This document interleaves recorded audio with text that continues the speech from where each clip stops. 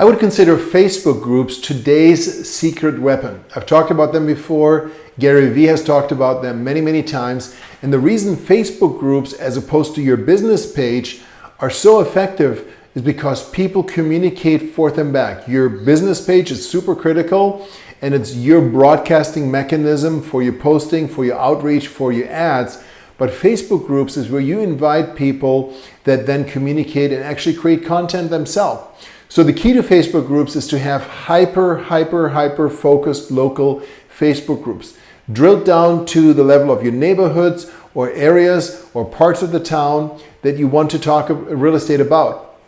In most cases, you're going to find that there are very few, if any, Facebook groups with that niche appeal. So the way to go about it is to create groups and then start creating content for that group. And you want to be consistent in your content creation. You need to create content ideally once a day, but at least 3-4 times a week.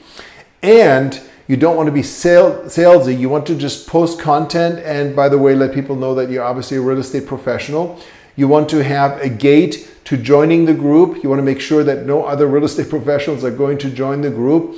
And then you want to spend a little bit of money and do some Facebook marketing to drive awareness to the group. You know, Gary Vee says if you get 90 people to join your group within 1 year, you're going to have probably well over 5,000 people in that group by the second year, and you are the expert and driver in that group. You're the person that people are going to connect with and contact, and you're able to reach out to these people in that group to market your services, in this case, real estate.